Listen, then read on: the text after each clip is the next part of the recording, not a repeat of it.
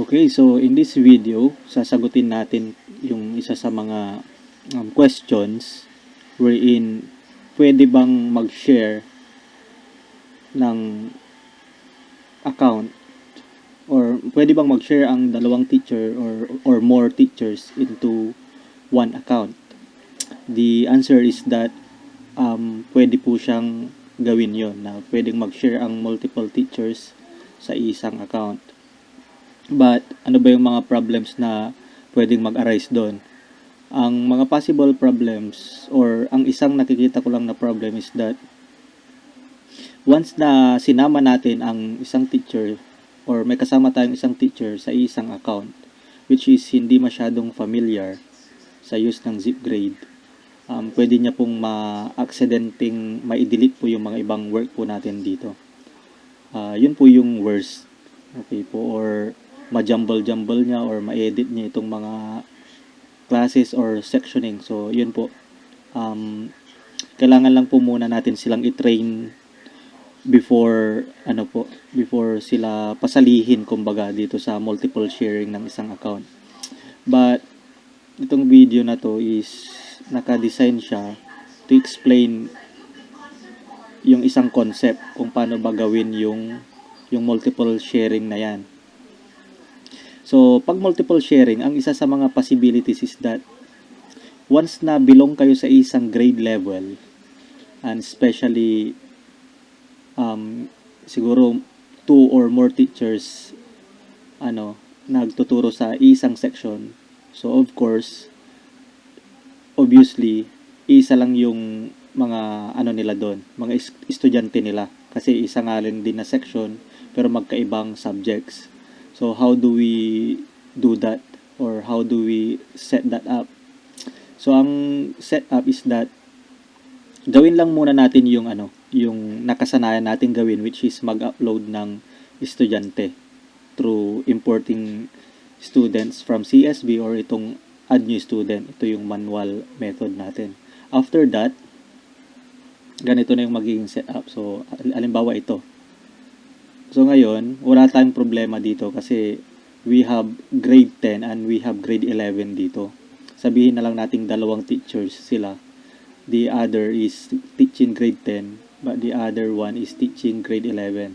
So, the question is that what if kung meron pang isang teacher na nasa grade 10 na nagtuturo din ng section A pero hindi siya mathematics. Siyempre meron ng teacher na may handle ng math. So how do we do the classes or paano ba natin i-upload yung mga names ng bata? Okay, so yun yung i-discuss natin. So yung question is that kailangan pa bang i-re-upload yung mga names ng mga bata?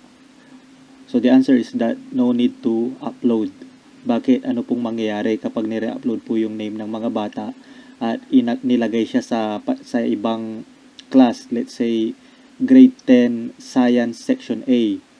So, pero section A pa rin, yun nga lang i-re-upload.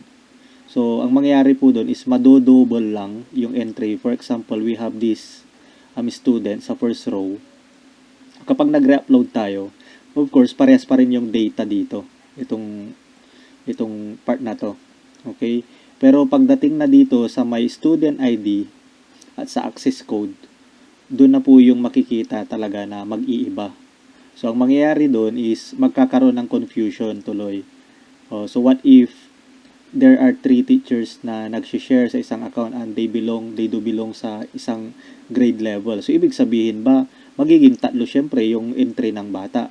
So, mas lalong nakakalito na po yun. Kasi every time na nagre-re-upload tayo, hindi naman chine-check ni Zipgrade yung what do you call that? Yung pagkakaparehas. So, i-try niya lang yung i-upload pa rin. Let's say, this one, itong name ni Sir Carl Bandong. So, i-re-upload niya pa rin, pero mag-assign siya ng student ID. So, in that case, syempre, as long as dumadami yung teacher na nag-share, nasa iisa silang grade level, syempre parami ng parami. Imagine, 8 subjects. So, ibig sabihin, 8 student ID at 8 access code sa isang bata. So, it's a big no-no naman. So, masyadong mahirap na rin yun sa part ng estudyante and of course sa part ng teacher. So, paano ba natin gagawin yun? So, ito as it is na po yan. Since belong na sila sa, for example, ito lang, mag-focus lang tayo sa my grade 10 section A. So, na-upload na siya ni math teacher. So, ngayon, ang gagawin natin is no need to re-upload that. So, ang gagawin natin is go lang tayo dito sa classes. And then, let's create a new class. So, yung new class is, let's say, sabihin natin G10 science. This time, science section A. So, okay na tayo dyan. And, save class na natin. So, as we can see, nag-appear na dito yung G10 science section A. Okay, sorry. Kulang tayo ng E dito. Okay, dito sa student count, we all know na napasok na yung G10 math section A kaya meron na silang 4. Yan yung mga estudyante natin sa section A. Nauna na kasi si math. For example, nauna na siyang nag-upload. So, ngayon, there's a teacher na nakijoin sa atin sa sharing ng account. And then, his or her handling science naman. So, ngayon, like what I've said, hindi na kailangan i-re-upload yung mga names, but punta tayo ngayon dito sa may edit student roster. Okay, but before that, si section A, dapat kabisado niya yung names ng mga bata na belong sa section A. Okay, para ma-record niya. So, anong gagawin natin? Punta lang tayo dito sa may edit student roster na column, and then i-click natin tong logo na or icon na parang tao sa tapat ni grade 10 section A. Click natin siya. And this time, makikita natin dito sa left side lahat ng mga students na nakaregister sa ating Zipgrade regardless of their classes. Okay, so ngayon, si teacher, kailangan niya lang i-identify kung sino dito yung mga learners na belong sa grade 10 section A. Okay, so for example, we have Sir Carl Bandong na example natin na name. Then we have Ma'am Karen Cruz.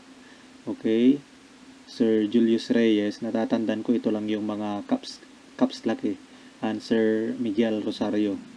So after that, clicking. So ito yung mga nasa grade 11, di ba? Kung matatandaan natin lately. And then ito naman yung mga nasa grade 10 section A. So after that, you just click the save student roster kasi ito rin yung mga nasa section A. This time, pagka-save natin itong save student roster, belong na sila sa grade 10 science section A and hindi tayo nag-re-upload. Okay? So, pagbalikan natin dito sa students, walang double entry ng mga pangalan na to. Okay?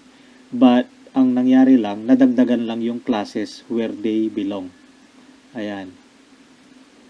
So, dalawa na. Nasa Math Section A and Science Section A sila. So, nakita nyo naman, wala talagang nadoble.